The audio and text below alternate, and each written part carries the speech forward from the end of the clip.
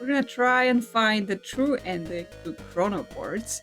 Now, considering everything that was said at the first ending, he said that we should have gotten there 236 loops earlier. Now, the code we needed for the Chronopass, that was 240, which we saw the pattern, it was going up by 1. So I think that was an indication of like which loop we were on. I'm on that 247 now, so plausible. Or it might be slightly offset. But anyway, the important part of that may be that we will have to start a new game and basically bypass most of the game so that we can get to the Chronoquartz and unlock that gate before the demon gains access to it, and so that we can get the thing from Solanum that will make him believe us and not create the Chronoquartz. Even though time loops are famously hard to deal with. Now, in order to do that, right, I think, we will have to use our knowledge about the fact that, yes, there's immediately a secret passage so we can exit. And then we need to get back to the back of the castle so that we can be there first to get the Chronopass and the Chronoquartz. And to do that, we need to be able to open the cemetery gate, right? We were able to open it by using the lever there, but obviously that's from the back side. To get it from the code side, we need to put the code together. And I think this is what those notes might be for, because they're cyan and they refer to the various information we have acquired throughout the game. We had things like the Guardian is free, right? Where there was something about Guardian Cameron where we got an M. And then we got a T from the demon's name. And we got an A from some other grave dialogue. I think it was something to do with a knight. That's at least what my notes say. Then at the end where we get killed, we get 2 numbers. One we get from Solanum, because that's from the date about their life, and then we get then one of them we get for us, right? When we get killed, we got a number 5 from that. And then those notes, right? They refer to the characters that are mentioned for those numbers. So we have the Guardian is free, so that's Guardian Cameron. The thief finishes the code, so that's us. The knight is separated from the demon by Solanum, so we have the knight. The demon keeps an eye on the thief, and Solanum likes to be at the center of things. So initially I thought the way we were going to be using those letters we were getting that were colored in various dialogue would be where they were in the dialogue was, like the word in the dialogue was an indication of position, but then it stopped making sense because some of them were in like 7-letter words, some of them were in 5-letter words, and then the 2 things in Solanum and you that were just a date span, right? So it wasn't fitting the patterns at all, but this could help us position those things. So like Solanum likes to be at the center of things, which means the 7 we got from Solanum would be in the middle, right? And then the graveyard code is the 5-letter code, so that would also make sense. Then the thief finishes the code, so that's us. From us we got the 5, so that goes at the end. The demon keeps an eye on the thief, so is the demon next to us?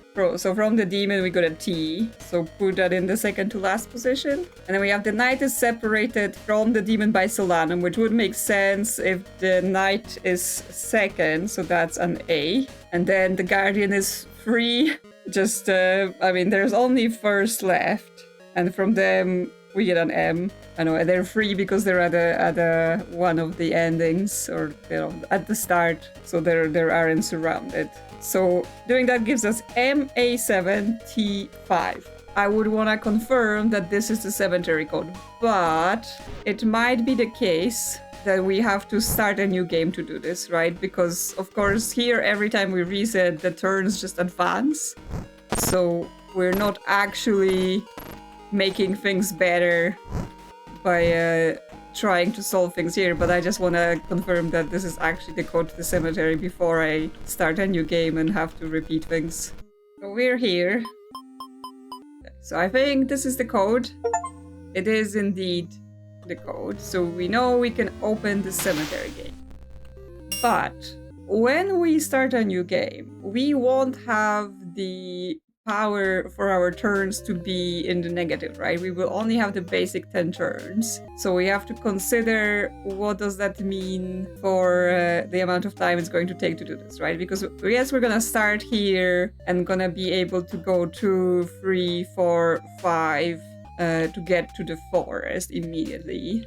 But we're also not gonna have any locks for items, and we will need to get to the cemetery in order to get through, right? Like we would need to collect the shards, and the cemetery shards, for that you need to go through the forge and the desert, and that takes a lot of turns.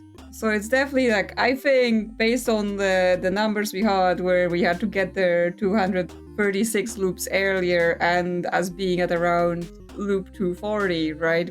We don't have enough time to go through the whole game. We have to be able to skip more than just the castle section, right? We have to be able to skip the forge and the desert, and then in the cemetery also be fairly quick.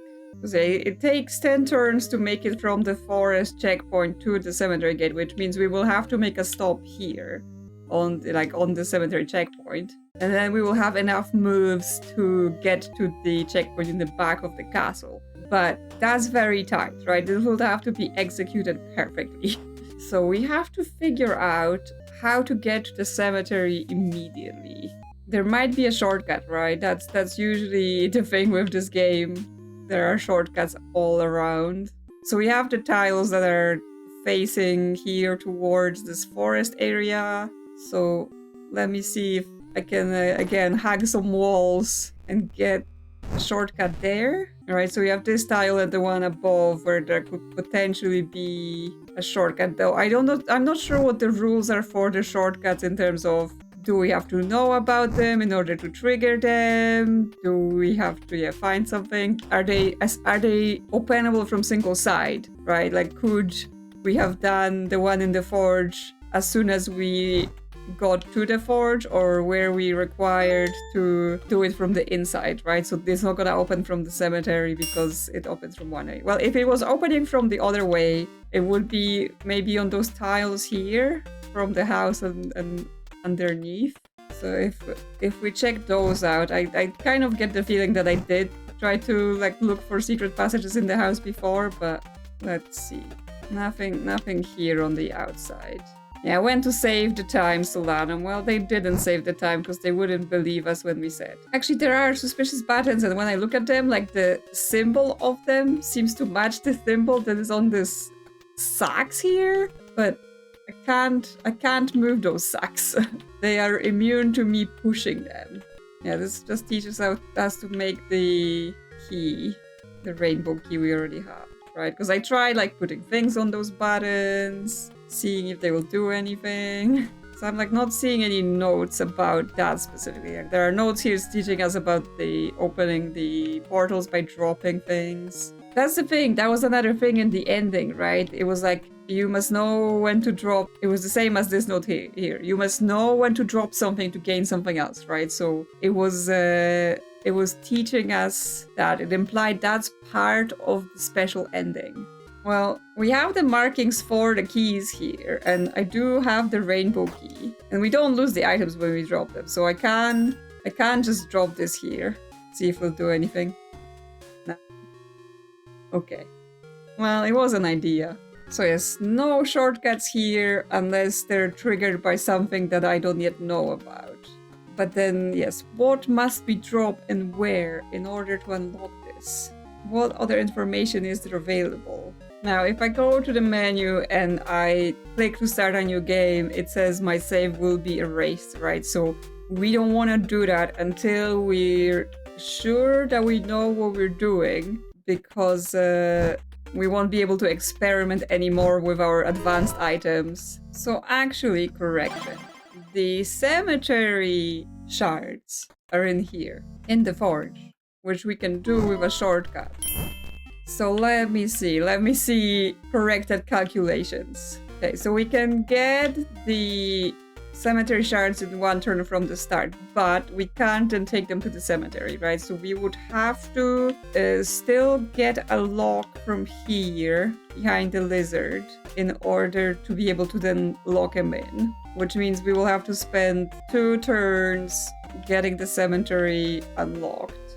Then another couple turns going through here. Like, I think we have 5 or 6 turns that we need to do in order to get this whole thing done. And then I think we just know the code, right? Because the code is gonna be the turn number, I'm hoping.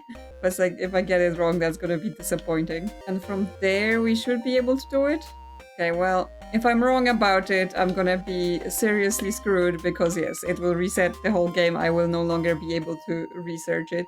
But maybe that's the message. Maybe the message they mean about dropping something to gain something is drop your game to gain the new game with new ending.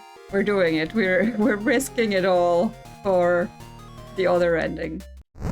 So we have to do it perfectly. If I mess up, we're gonna have to restart again. So we gotta activate this. We can skip all the cutscenes because we don't care. And just go. Okay. We have to get one locked. So grab the berries, don't die. Don't forget to avoid the lizards. Yes, we gotta put him to sleep. There we go. We're through, we get a lock. It's turn 6, which means we now don't have enough to return. Yes, we will be 10 by the time we try to get to our cells. So I think we reset. That's first loop completely used up. Second loop, we ran out through the shortcut. Okay, for a second there I was like, can we? Yes, we can without having to find any information about it. So we're out to here. We can save at this checkpoint. And then we continue through to the forge. And we get into this checkpoint. This lets us get cemetery access. Lock it in so we don't lose it. Okay, we're on 7. So again, we have to restart. That's loop 2 done. From here, we can use those to unlock the cemetery. Now, very importantly, we need to remember how to get there. Because it's not across here, right? It's down here. I should have copied the map before I did that. We go here. We get this save slot.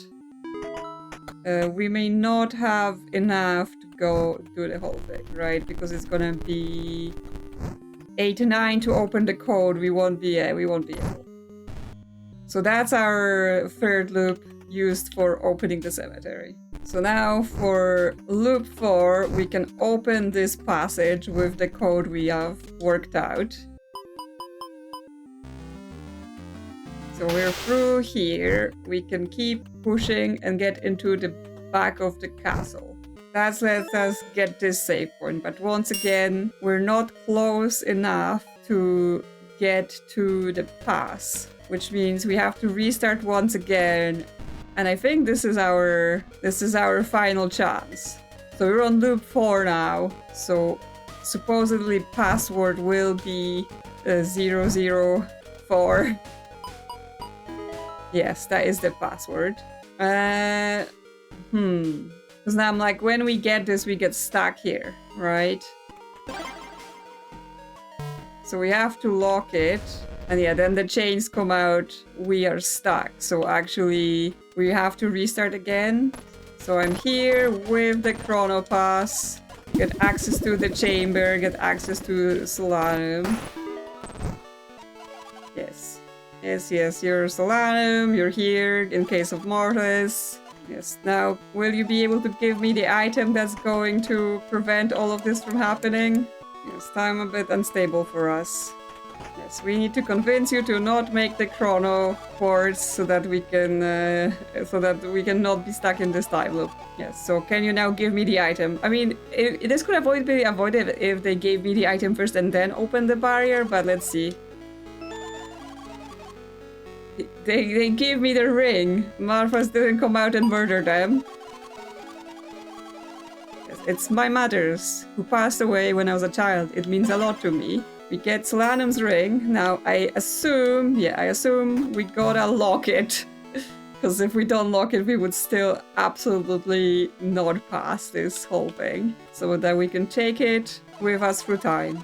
With it, the young Solanum will trust you more. Lock the ring to have it in the past when you talk to me. Yes, I did. I did, because I was immediately like, this is not gonna end well. I give you a second chance. Good luck. Yes, so off we go to the past. Are you gonna listen to us now? Instead of just calling the guards on me? Hello, I am Solanum. I don't understand what you're talking about. War is a Chronoquartz. I'll never give up such an artifact. How did you come to have my ring? If I had trusted you enough to entrust you with this ring. Okay, we've just been zoomed away into turn 10. We've reached a moment where a demon would have taken over the world if I had created the Chronoquartz. I wish I fought that demon. I'm sure I could have defeated it. Nope, you all failed. You all failed. The savior sighed. You would die fighting. Nonsense. He saved both world and time, yet none know his name. He mostly saved himself. Hey! So I do all of this, and you're still like, he didn't want to be stuck in a time loop. I mean, true. But, you know, also saved everyone else. He wanted much more than that. I'm sure of it. Yes, we just get to, like, snoop on them having this conversation. I didn't fully listen. Still, I had begun researching the Chronoquartz. No! What did you do with it? I burned it all. But I am certain one research note is still out there.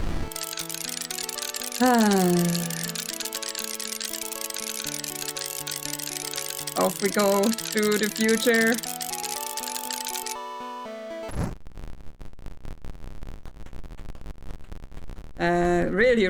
Really far into the future. Some sci-fi version of the world. Yeah, I'm just stuck here. I can't go anywhere. Oops, I've been spotted, potentially.